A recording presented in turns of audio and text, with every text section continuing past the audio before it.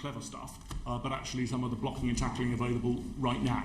And we've talked before, and your witnesses earlier in the inquiry, I think, have discussed the fact that we've obviously had a big spiral in our temporary staffing costs, and we're going to have to make the pivot on that in 16-17. If costs have gone up from £2.5 billion a year in 2013-14 to perhaps 3.7 billion in 2015-16, NHS Improvement, and Bob will want to comment on this as well, I'm sure, has set trusts individual targets and a set of mechanisms to wind that cost growth back. Could I just, before Bob come in, because I think actually this is the sort of $6 million question about cost reduction, what's going to be different this time, and it also relates to Ms Reynolds' question about staff productivity, because the two are totally inextricably linked.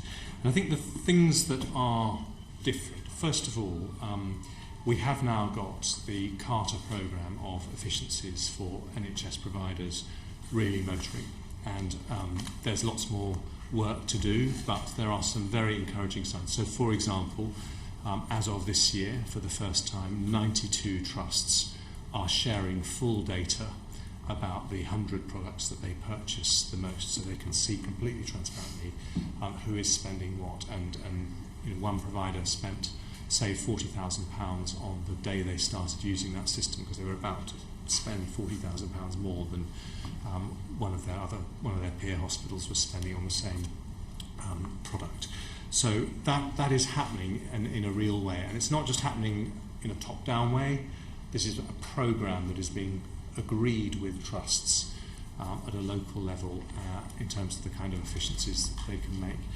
In terms of Ms Reynolds' question about staff productivity, we do believe that we are starting to turn the tide on the exploding agency bill. I think it was understandable, with the benefit of hindsight over the period that I've been Health Secretary.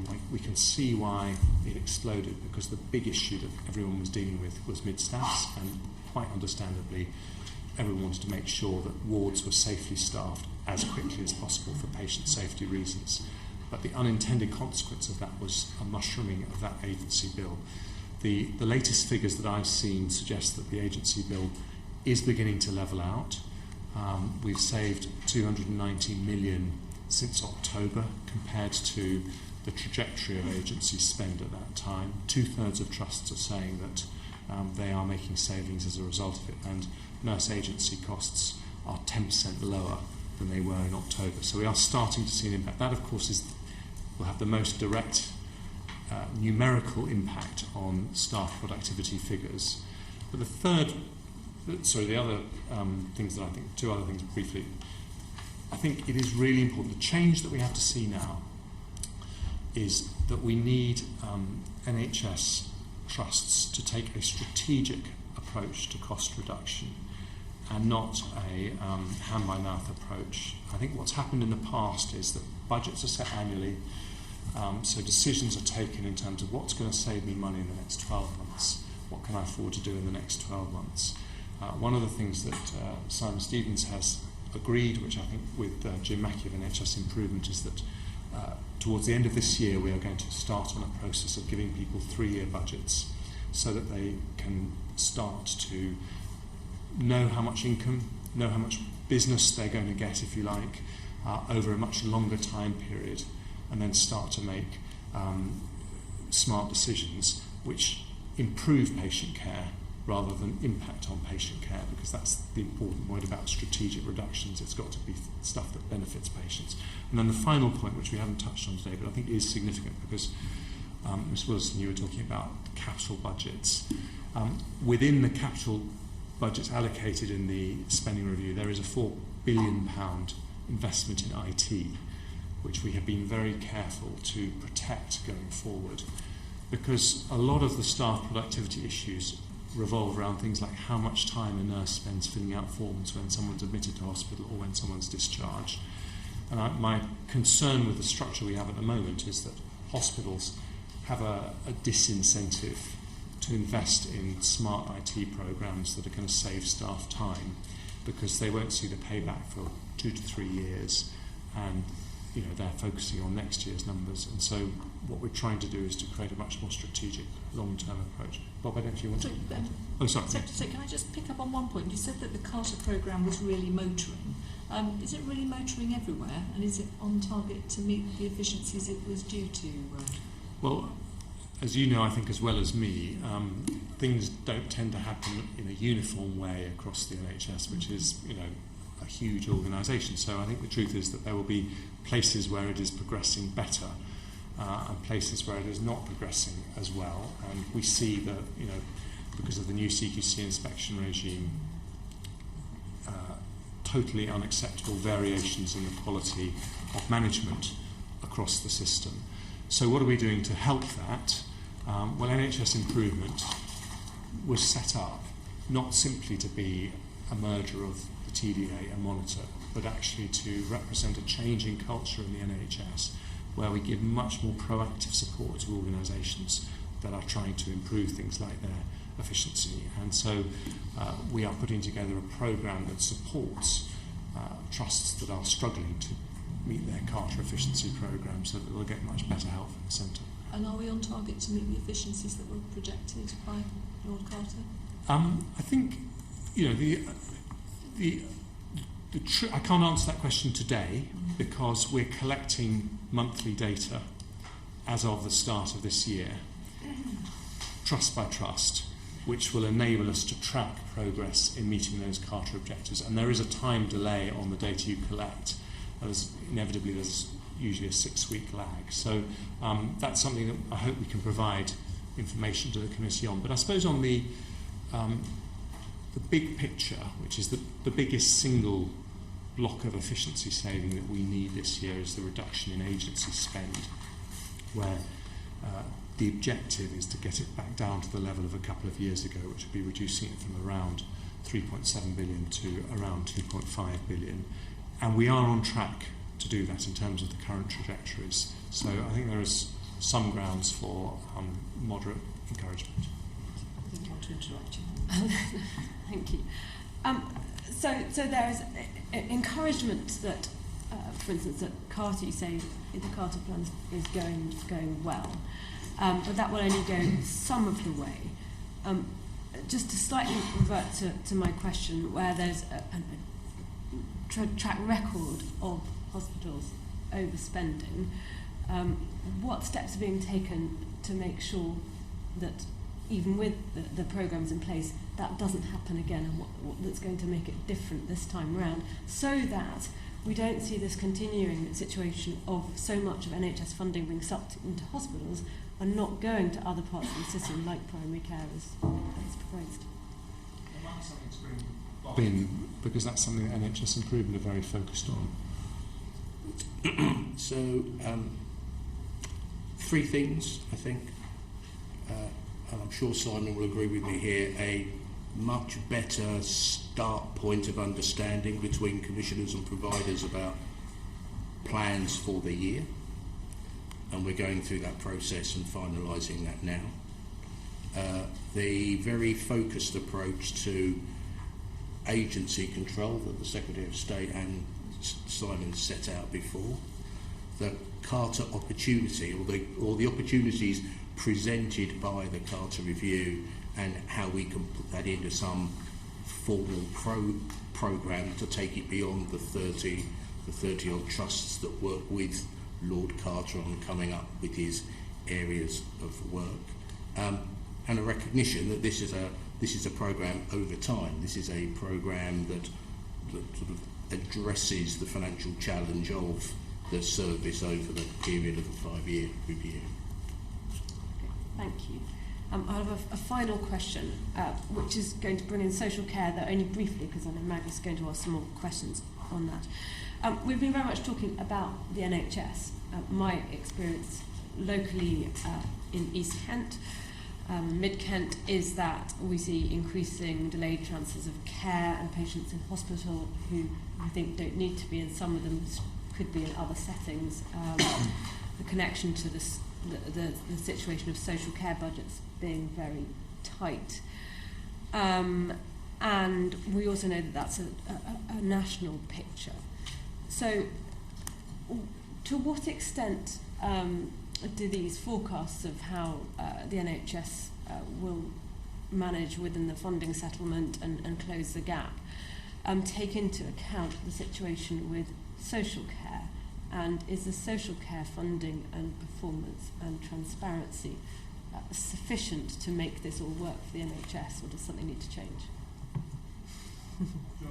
And then maybe Simon can come in on that. I mean, I think the first point to recognise that it is very tough in social care, and they have to make some very challenging efficiencies. And the second point is that we are not an island in the NHS. So the idea that perhaps existed in some parts of the NHS, which is that we could operate independently with our budgets, and what happened in the social care system was a problem for the social care system but not for us. I don't think anyone buys that anywhere. But we are directly affected by what happens in the social care system. And our success is their success and our failure is their failure. And I think that is widely understood. So we have made provision in the spending review to alleviate pressure in the social care system with the introduction of the precept for social care up to 2% council's able to raise, which could potentially bring an extra £2 billion in the system. And then later in the spending review we're also increasing the Better Care Fund by £1.5 billion. So there is some help there, but in order to make the system work, we will need to go further and find efficiencies from the integration of the health and social care system. And we're starting to see, I think, some really interesting things happening, particularly in Greater Manchester, where local authorities and local NHS are beginning to work together in ways that have never happened before. So we're going to need to do all of that, and it's going to be vital that we're successful. Do you want to add into that? Well, exactly. I mean, I think it is unfinished business in terms of what the future for social care looks like. We said that publicly, but practically, exactly as the Secretary just said, what people around the country are now doing is actually getting in rooms together and saying, under these circumstances, what are the things that we therefore need to do in the way of mutual aid between health and social care. So to take your example, I was together last week with the Chief Exec of your local trusts and with one of your elected leaders from Kent County Council, talking about how the County Council and the NHS locally would come together in a more joined up way to try and square the circle. Thank you. I think Paula's coming in next.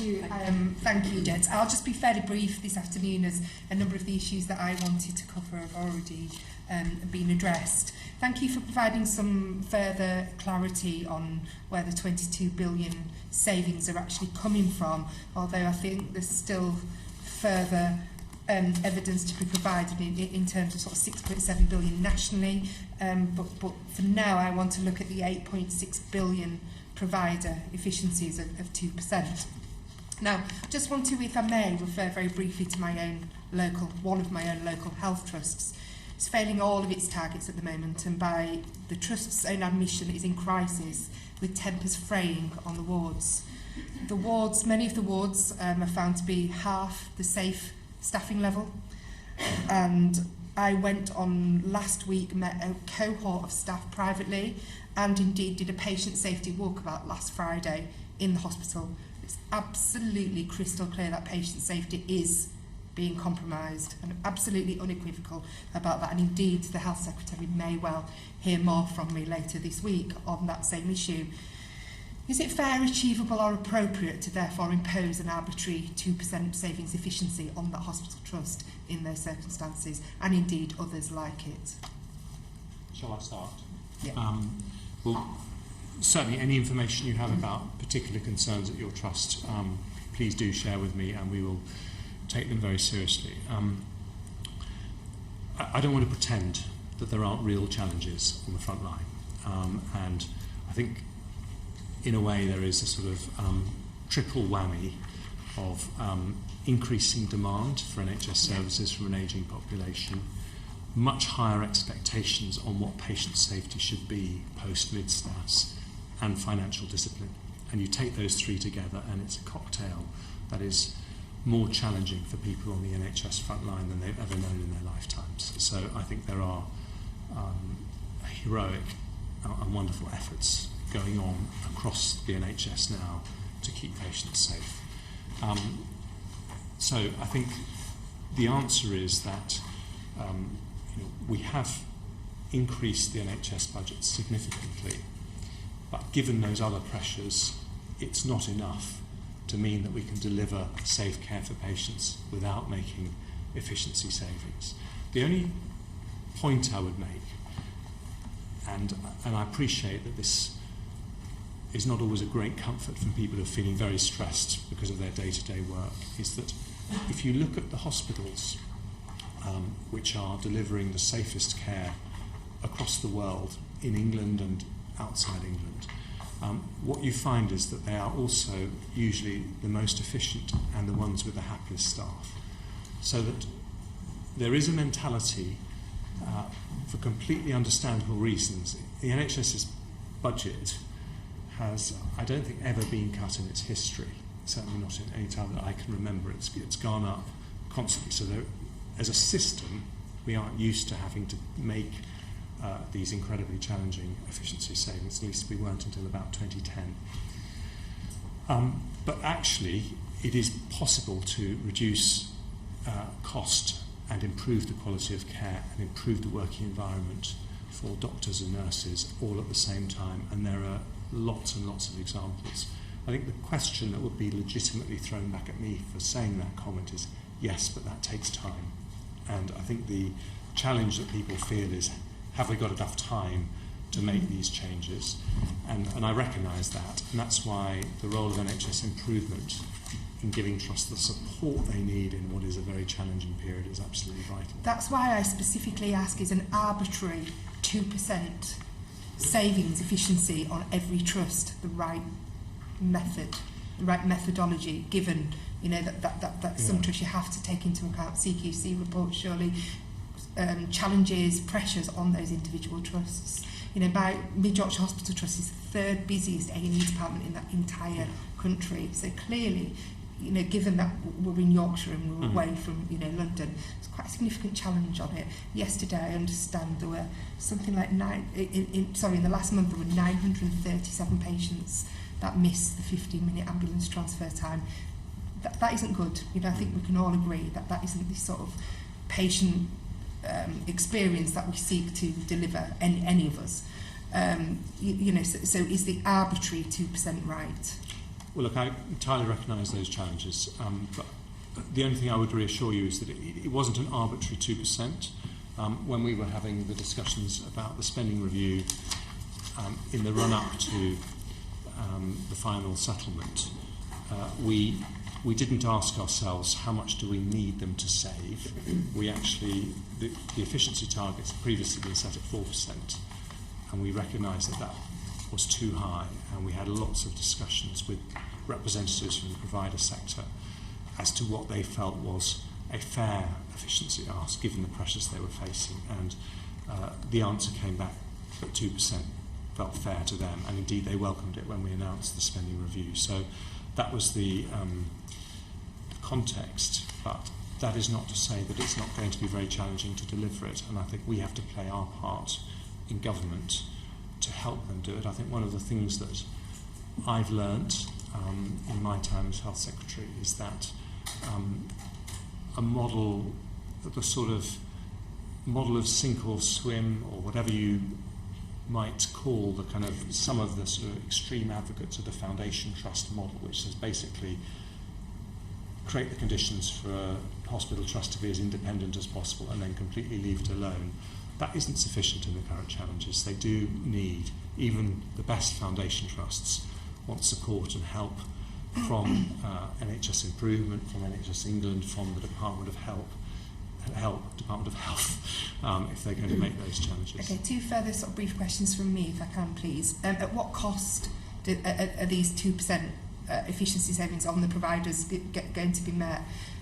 because how will the monitoring work in terms of whether that affects the quality? Does that mean 75% of the wards in my local hospital will be at half the minimum safe staffing levels? How is that going to be addressed?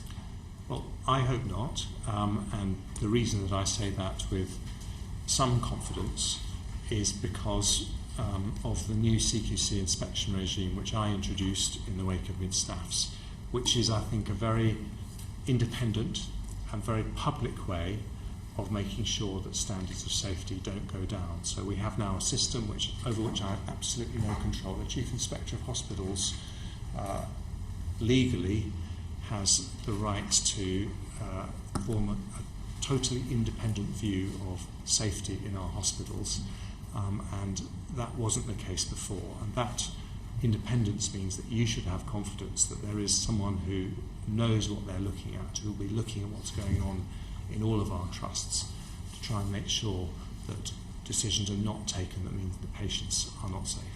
And then more broadly, in terms of the savings, both nationally and perhaps more locally, how are those savings going to be monitored and at what frequency? Because, if it's annual, are we going to find out, that sort of at the end of the financial year that we're sort of several million down on what was predicted, and where would those savings come from in that event? Well, one of the things that we have decided is that where there are really important efficiency savings that need to be met, we need to be monitoring on a monthly basis what progress we're making. So it clearly doesn't work to have a system where the figures are reported quarterly and then you don't see those figures until substantially after the end of the quarter. And so where there are things like improvements in procurement, improvements in rostering, use of agency staff, we now increase the frequency of collecting data in those areas so that we can see whether or not we're on track. Maybe I could just add in a couple of other sort of complementary thoughts. I mean, the first is I think you had Professor Tim Briggs here before you, previously talking about the efficiency programme he's driving in orthopaedics. And the extraordinary thing is, I was talking to him recently about some of the visits that he's made to different hospitals within the same trust.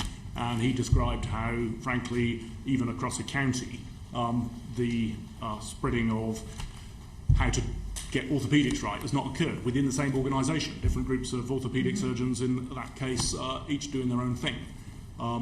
Talking to a trust chief executive, I know you were up in Salford recently, describing how the 12 trusts that comprise the Greater Manchester arrangement are now coming together to finally realise they've got to share their pathology services and some of their back office services, which this trust chief executive said they'd kind of known in their heart of hearts for years, but actually just hadn't quite got round to it, not least because for some trusts it would probably put their costs up, and they haven't figured a way of kind of sharing out the gains between them. So there are, I mean, the reality is we are not actually the most, in aggregate terms, the NHS is an incredibly efficient health service, but anywhere you look, you can see variation and you can see improvement possibility, and that's what we've got to get at. And the truth is that if we don't, then, as Ms Waitley said earlier, it will just have a crowd out on other important things that we need to do in the National Health Service, be it mental health services or primary care. And we can't just let hospital spending be the thing that finds its own level and then everybody else gets squeezed on the back of it. That can't carry on. But equally, we cannot compromise patient safety in these circumstances. I agree. So we've got to look at these other sources. To achieve arbitrary spending targets. Yes. Well, the 2% is not arbitrary. I mean, it was based on a very detailed set of reviews that NHS Improvement published in February explaining why, on average, 1.4% had been the kind of trend rate of efficiency, and then there was a catch-up opportunity for those places that were below that. But even more importantly, I think it's worth saying that although we talk about the 2% tariff efficiency in 16-17, actually we've increased prices for inflation by 3.1% on top of that. So for the first time in quite a long time, the tariff is actually going up in 16-17, it's not being cut. And over and above that, we have also put in this £1.8 billion of extra support through the Sustainability Fund, which Bob and Jim are able to target based on the challenges facing a particular hospital. So in having the conversation with the leadership of your hospital about what is a reasonable improvement goal for them, both financially and in terms of their A&E performance and their waiting times, this year they're able to do that on a tailor-made basis rather than as a one-size-fits-all across the sector as a whole. Okay, I'll watch with interest. Thank you very Thank you. much. Andrew wants to come in and then on to I'd like to come in on the same point, actually. I think I'm a great advocate of patient safety, as those who know me are aware. But I think it's important we put a balanced view, especially regarding this particular trust. I mean, regarding this 2% and efficiency savings and also the issues that they're dealing with, it isn't predominantly about savings. You know, they've had recruitment issues, as we know, and they've also had the issues of taking on too many agency staff. So, and we've also had meetings only a couple of weeks ago with the health team and Gummer, so the government's been very supportive with that. So I think we need to make sure that it's very balanced what gets put out there. What I'd like to know is, my sister's worked in the NHS 20 odd years, and I've worked as for a company who provided services to the NHS in sort of previous years, and there's a hell of a lot of problems with efficiencies, as I'm sure it depends. It's only as good as the leadership of their trust, really. And so I think personally think this 2% is right. You know, I mean, how long are we going to give people without actually give trusts and allow them to just get away with not taking control of their costs and their spending? So I'd personally like to know is what more can be done for those trusts who are not actually taking care of their budgets. What more can be done to actually penalise those trusts and actually pat on the back the ones who aren't doing things properly? Because we haven't got this never-ending pot of money, we never will have. So what more can be done, please? So two things come appropriately to mind. Firstly is through the landing of plans, being really clear about prioritisation, the risk associated with individual or organisation to their financial improvement, and supporting them in two ways, and that's both targeted intervention of skills and capabilities that perhaps they don't have yet, need to acquire, and or arranging what I call buddy sessions, where we bring together leaderships of organisations that are able to, are better along the path of improvement than others, and trying to bring that together in a planned and supportive way to drive greater improvement across the provider cohort. Thank you. So to start with yourself, Bob, just looking at the payment system itself, Jim Mackey obviously described it as not fit for purpose. So do you not think that there is an underlying disincentive in the tariff, in that a tariff rewards hospital activity? We're trying to get away from hospital activity. So do you not think that, as opposed to just tweaking it, we actually require something more fundamental? The tariff function within NHSI is working with colleagues in Simon's organisations to determine changes that need to be made to payment mechanisms to enable the sorts of changes that the 5-year forward view articulated and supported. And that piece of work needs to go as an enabler of change, not as a leader of, I think. You need to balance that with, and we've started it with some of the things that we did immediately for 16-17, of calling a halt to tariff changes, the consequences of which were not clear to see. And we want to move payment mechanisms, we want to improve them, we want to make them fitter for purpose across the range of service. But the most important thing is to be really clear that we understand the consequence of those changes, such that when they are implemented, they have the desired effect rather than effects that maybe particular organisations or particular services. And how do you plan to do that?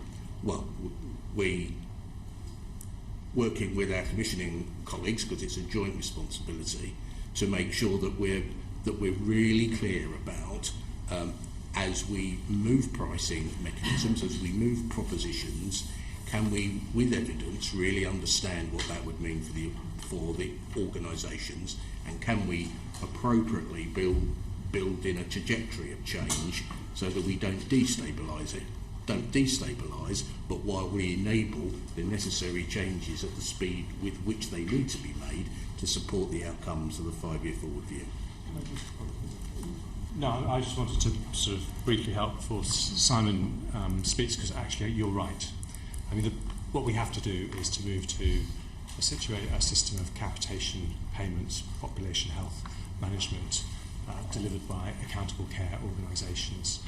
And it's interesting that Scotland has gone a different route, which in some ways is closer to that, although Scotland also, as I'm sure you'll acknowledge, has its own problems of resources still being sucked into the acute sector. Even when you break down some of these barriers, it's still a challenge. But that is the plan, and that's why we have the 40... Is that not where the health service kind of started, with health authorities and health boards and area-based, that people do recognise in a way? We have to find our way back to that. Well, I think it's whether you're saying we find a way back to it, or whether we are talking about finding a way forward to the kind of budgetary arrangements that you would have in Valencia or Kaiser Permanente. I mean, I think there is a very important need for a focus on integration and basing budgetary decisions on prevention rather than cure. So we've got the 44 sustainability and transformation areas that NHS England have announced, which are precisely designed to enable that to happen. And just to be very direct, things like suspending the tariff in particular areas for particular arrangements is very much on the table. And that's why we are asking areas to look at 3-year budgets during the course of this year.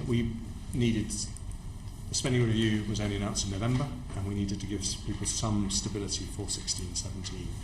But going forward until the end of the Parliament, we absolutely need to make sure that the incentives are right in terms of the way the tariff system works, and that will, I'm sure, involve significant reform.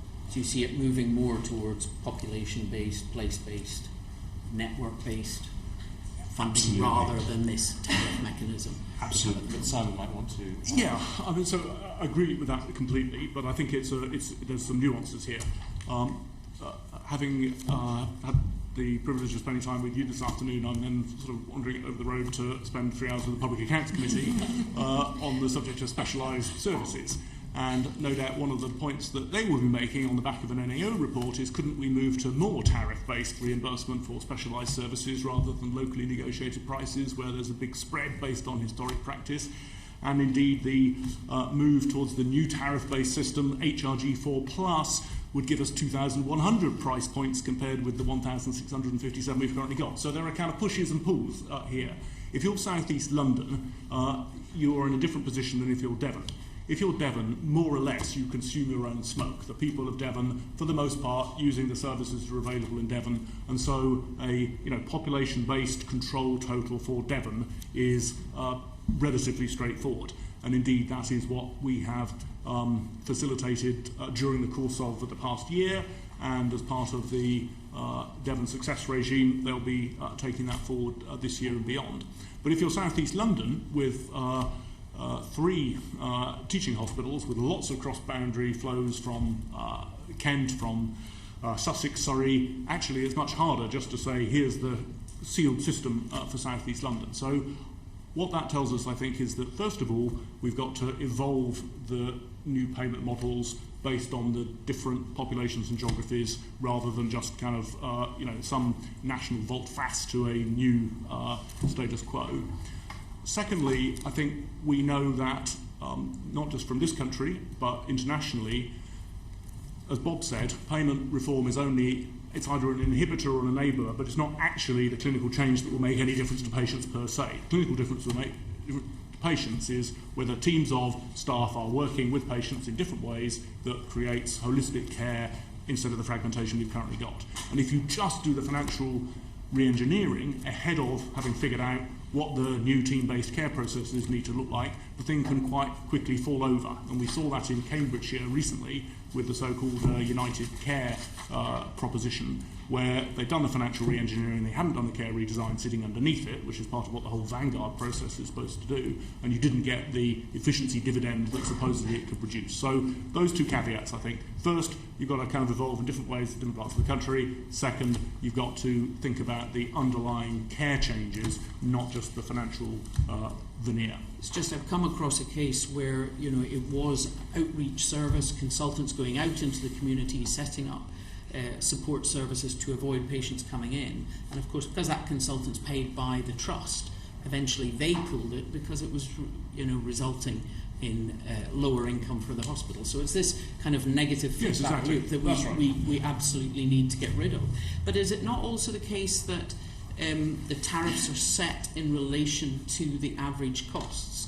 So in actual fact, if a trust, or indeed all trusts, work really hard and get their costs down, the tariff for the next year will be lower?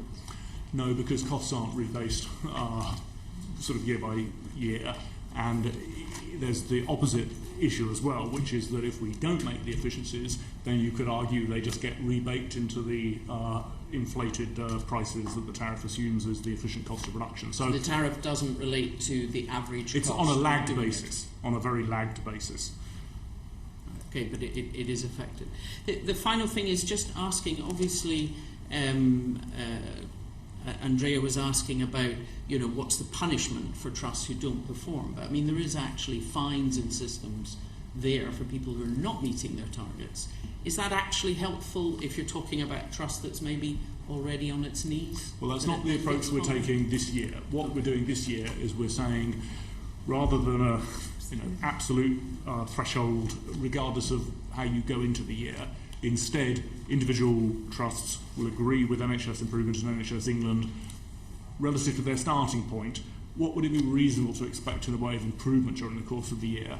And as long as they're on course for improvement, then they won't get dinged. That's if they reach an agreement with NHS Improvement on their performance trajectory. If they don't, then they default to the standard system, and that's their choice. Thank you. Maggie. Thank you. I want to explore the impact of this CSR on social care and also integration of care. And we've already touched on the 2% precept, and the Secretary of State said that it would like to raise £2 billion. We've heard from a number of witnesses that the benefit of the 2% precept would be wiped out by the introduction of the national living wage. So once this cost has been met, will there be sufficient funding left for those who do require social care support? Well, let me kick off on that one. First of all, I think we should recognise that if we want to transform the social care system, the national living wage is actually very, very important, because we need to attract staff into these very, very important roles. There are indeed now, at least prior to the NLW, people who are on the minimum wage, and I think in many ways very undervalued for the work that they're doing. And so this is going to be one of the big strategic choices that we make as a society over the next few decades as to whether we value people in the very, very important caring roles for the growing ageing population. So I think it's something that was a very important reform to make.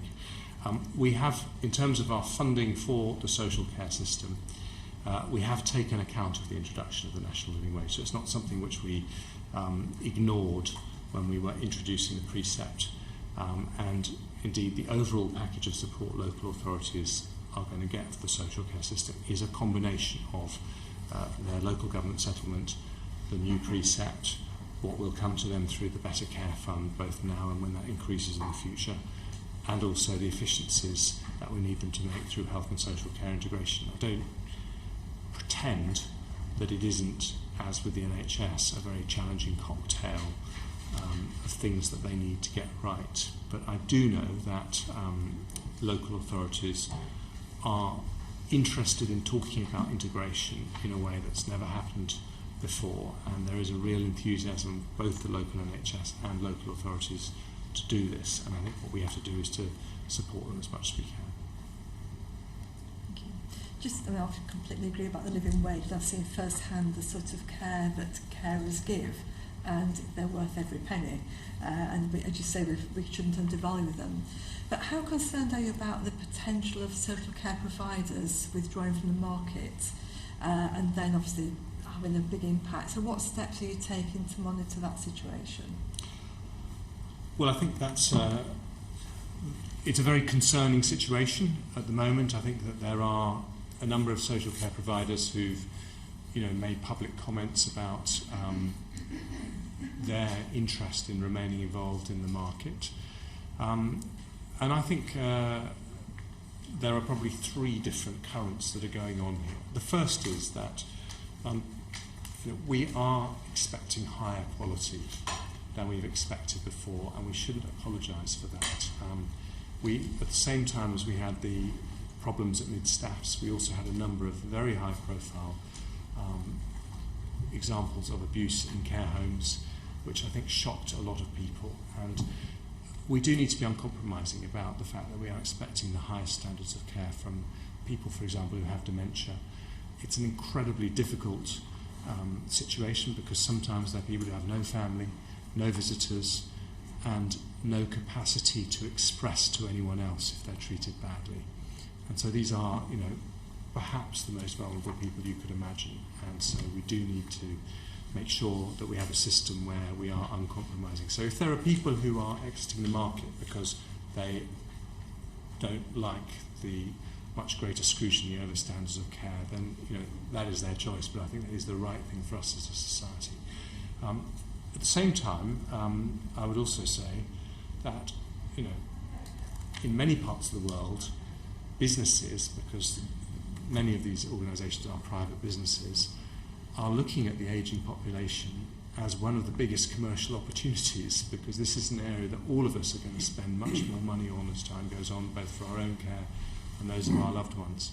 So I think it's important not to take a short-sighted approach as to the opportunities in that market.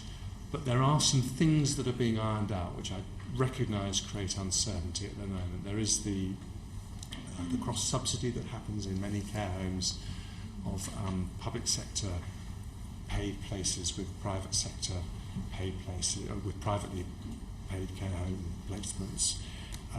There is the overall challenges that councils are facing with the social care budget, and I recognise that is creating some uncertainty. But I would say that this is a sector of the economy going forward where we are going to be spending more and more money, both publicly and privately, and so this is one where people need to take a long-term view. And you mentioned earlier that the NHS is not an island, and social care is not an island either. So what assessment have you made of the effects of the social care funding restraints, which you've just mentioned, particularly within local authorities, on the operations and finances of the NHS during the review period, because one's got an impact on the other? Yes. Well, obviously, there is a very direct operational impact if people are left in hospital for longer than they should be when they're medically fit for discharge, because of the processes necessary to admit them either into the social care system or into another part of the NHS. So there is a link to A&E performance, which is itself under a great deal of pressure. That's another reason why we need to break down these budgetary barriers between the NHS and the social care system. So I think that's one of the things that we need to recognise. I think we also need to recognise as well that the social care system and the NHS, if we're going to achieve these challenging efficiency savings that we've been talking about earlier, are both targeting the same set of individuals. The most vulnerable clients in the social care system are going to be in full-time residential care, and they will remain in full-time residential care. The people who are most at risk if councils get these decisions wrong are the people who are living independently but perhaps need a lot of support and perhaps are quite vulnerable, sort of people who might have a fall and need help. And those people we need to make sure the social care system is there for, because otherwise they're going to end up in A&E departments and possibly having a protracted length of stay in hospital. So, you know, there is absolutely an impact on the NHS, which is why I think we are having much more serious discussions between CCGs and local authorities than we've had in the past. You've talked about integration and also some of the new models of care that are testing this out. And yet we've also heard that the Better Care Fund is being used to equalise the precept in different areas, despite you're putting more money into the Better Care Fund, and also the Sustainability and Transformation Funds is being used to ease the provider deficit. So is there really sufficient funding that's flowing into social care to fund these new models and to fund the integration? Well, I think the equalising of the precept, this is something I think that is primarily about the increases in the Better Care Fund. And I think one of the things you have to recognise when you introduce a new system like the precept is that the council tax base in somewhere like Surrey is going to be much bigger than the council tax base in somewhere like Blackpool.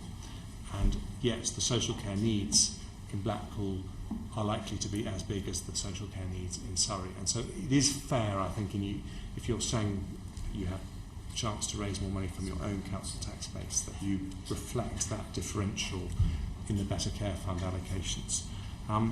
Is it going to be enough? I think this is a bit of a recurrent theme this afternoon. I think the answer is that it is not going to be enough if we don't make the challenging efficiency savings that we all know we need to make.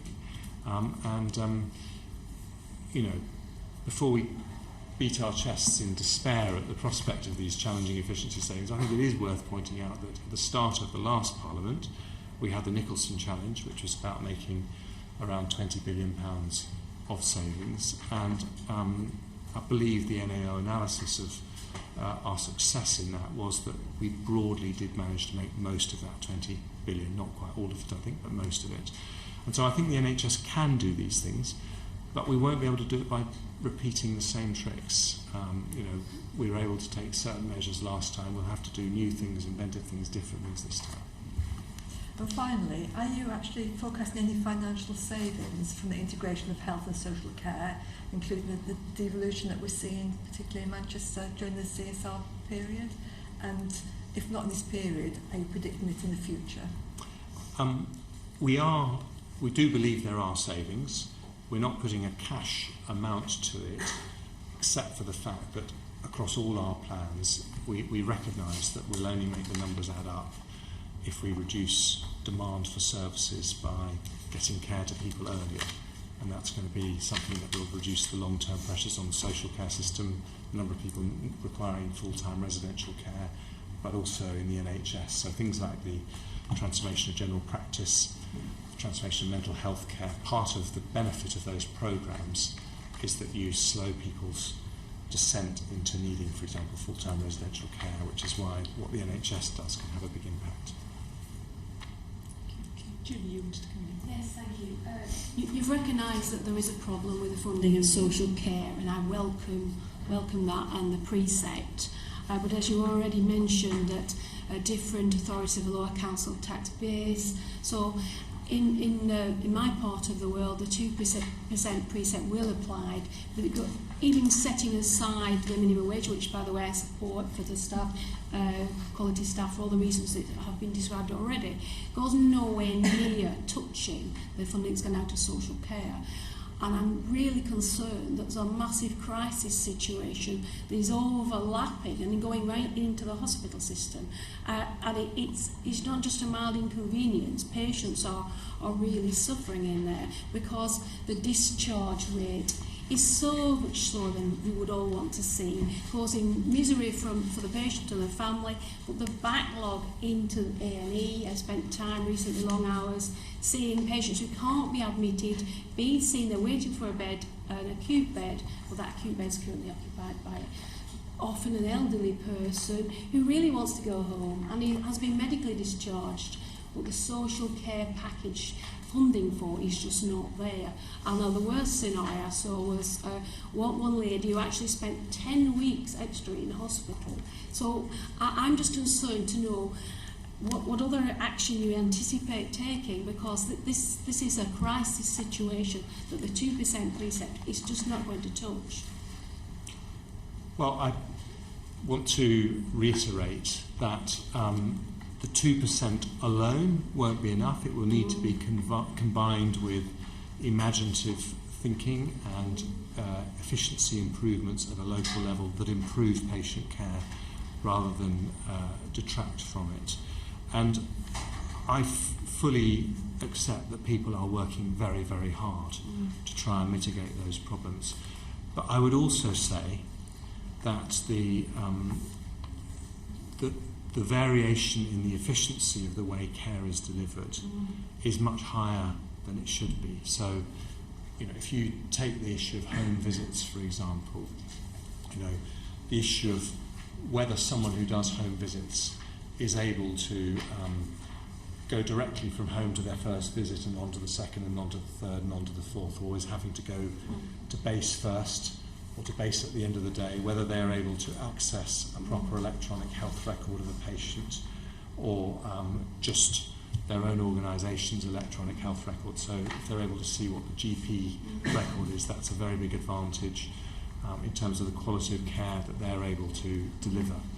And I think there are also the integration with what NHS community services are doing, what the district nurses are doing as well, is really important. So I think the straight answer to your question is that it probably won't be possible to bridge the gap if we carry on with current working practices. We do need to rethink how we deliver health and social care in a more integrated way, where what GPs, community care does is hand in glove with what the social care system is doing, and that we have a holistic approach to patient care. Okay, thank you. I want to come on to social care before I come on to public health. Secretary of State, has your department done an assessment of the cuts in the last Parliament to social care, which were, I think, about 33%? You've said that obviously social care and health care need to be more integrated, and I agree with you on that. But what I worry about is that in the last Parliament it was seen as a local government issue, where there were 33% cuts, which is a huge cut, and we know that many poor, elderly people, but also people who are not the poorest, but were not able to receive the care they needed, went without care or had difficulty accessing it. Has your department done an assessment of the impact of those cuts, and has your department done an impact assessment on the NHS as well, given the problem with delayed transfer? Well, we're very conscious of the impact in all those areas. So what we, in terms of the impact on the NHS, we're very conscious of the fact that, dealing with the challenges in A&E departments is not going to happen unless we have proper hand in glove working with the social care system. With respect to what happened as a result of the local government cuts in the last Parliament, I think the answer is that it just varies between local authorities. All local authorities had to find efficiency savings, but you find authorities like Surrey that actually increased the funding for adult social care and increased the number of people receiving help from the social care system, and councils like Milton Keynes and Kingston upon Hull that also performed very well in terms of the support they gave for their social care system. And you find other councils where there were less encouraging results. So I think there is a learning process that goes on throughout all of this. We're very committed to working closely with local authority partners and tackling that variation. But 33%, with respect, goes beyond efficiency savings, doesn't it? And we have heard evidence that this had a real impact on delivery of care.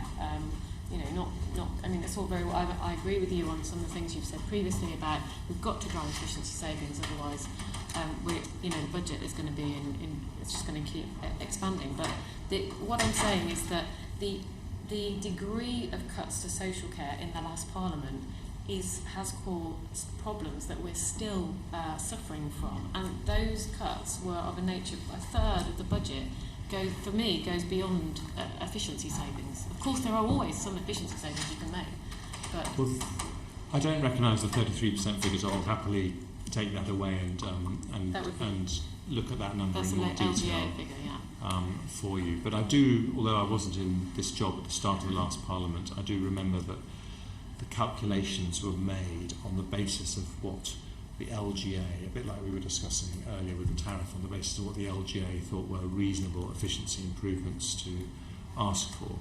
I would just say that I think that the one difference between the system we have now and the system we had then is that there is a much higher degree of transparency about the quality of care that's being received by people who depend on the social care system. All social care providers have Ofsted-style CQC ratings, so we are much more conscious of where the problems are much more quickly than we were before. And I think we do believe that there are parts of the country which have withstood the pressure of those cuts in the local government budget much better than others, and we need to make sure that lessons are learned across the system. Quick question on the subject. On the cap on care costs, which was a couple of months after the election, in the Conservative Party manifesto, was promised to be come into force in April of this year, but has now been delayed until the end of the Parliament. Are you confident that that is something that has been delayed, or has it been put off entirely? Well, it is absolutely still government policy, but one of the reasons that we decided to put that delay in was because the original policy was designed to create an environment where there would be an insurance market that would develop so that people who wanted to protect themselves against paying the first £72,000 before you reach the cap would be able to do so. And we saw no signs of that insurance market being developed. And so we need to rethink, because our intention was not that everyone should have to pay £72,000 for their care. Our intention was that no one would have to pay anything, because everyone would make provision through insurance-style arrangements for that early amount, and then anything above the level of the cap will be paid for by the state. So we need to think about that, and I think the broader point that I would make is that I think the long-term funding over the next few decades of our own social care is something that we need to give a lot more thought to as a society. I think we decided after the war that it was incredibly important for us to be a society where the norm was for people to save for their pensions. And then we make some provision for people who aren't able to save as much as they perhaps need to. But I think we need to go through that same process of thinking for people's social care costs, given that we are all going to live for much longer, and the final few years of our life are likely to need extensive social care. And so I think that period of delay gives us a chance to have that thinking. Thank you. Can I just come back to one of the points you made earlier, Secretary of State, about the opportunities in that market for providing for providers of social care? Isn't the main issue, though, that it's not financially viable for many of them to do so? Certainly in many areas, particularly in rural areas, it's simply not viable for them to, on the package of financial provision, to provide care in people's homes in rural areas. So it's impossible to get carers. Is that something that concerns you? Well, of course it concerns me when people say that. But all I was really saying is that I hope people will take a strategic view of the marketplace and not one that is based purely on some of the short-term adjustments that are happening. I think there is a longer-term change which I think people welcome, because it's what they would all prefer, which is a change towards supporting people to live at home independently rather than automatically moving into residential care. Yes, I agree, but the trouble is that the financial package available for carers to go out and carry out domiciliary care simply isn't viable. Would you recognise that? That's a very frequent complaint that I hear as a constituency MP, and also for particularly for some very vulnerable groups, such as people with dementia who have problems with wandering. They simply cannot find anywhere that will look after their loved ones on the package of care, financial care that's available.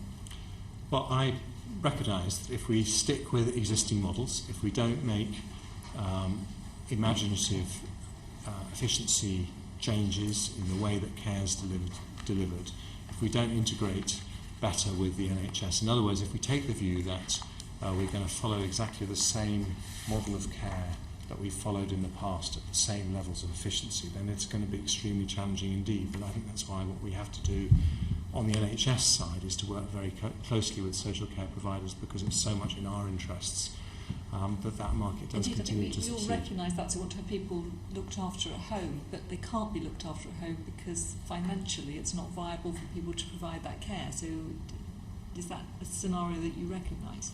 Well, the scenario I recognise is that it's going to be very difficult, increasingly difficult, if the people providing those services and the people commissioning those services do so on exactly the same basis that they've always done. I think this is a moment when we have to be very imaginative in terms of joint working with the NHS.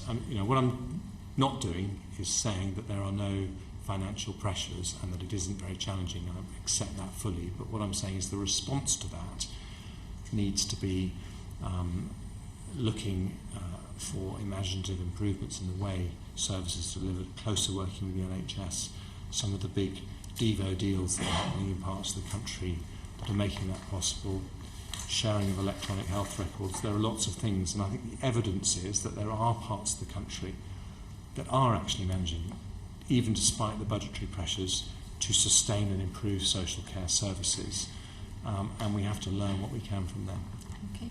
Can I ask, do you have a current cost for the for delayed discharges to the NHS? What would you estimate that to be at the moment? I don't have a current cost. I have a figure in my mind that it's around 5,000 beds on any given day, but it's and I'm aware of that pressure on hospitals. Right, but it hasn't been costed. Bob, do you have a cost? I don't have that, I'm afraid, Chairman. I can undertake to work with colleagues and give a response back to the committee. Right, and thank you. And then one final thing is, we often talk about the savings that can be achieved from integration, but some of the witnesses to this committee say that it doesn't actually save you any money. It allows you to identify unmet need, but it doesn't actually deliver any savings.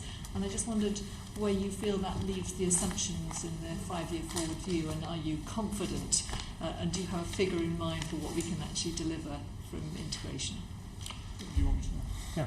Go back. So, if we go back to where we began the conversation about the nature of the so-called 22 billion savings, it's not that we've got to take the number of emergency admissions that are happening today and then cut them by X, although in some places they are successfully doing that through the vanguards. It's more that we just need to see the rate of increase slow a bit compared to what it otherwise would have been to produce the 30 billion gap in 2020. And actually the experience of some of the early vanguards is quite promising in that regard. They are seeing lower rates of emergency admissions growth, and when you look at the spread of emergency bed days per 1,000 people living in an area across the country, you see an enormous dispersion. So the opportunity is clearly greater in some parts of the country than the other.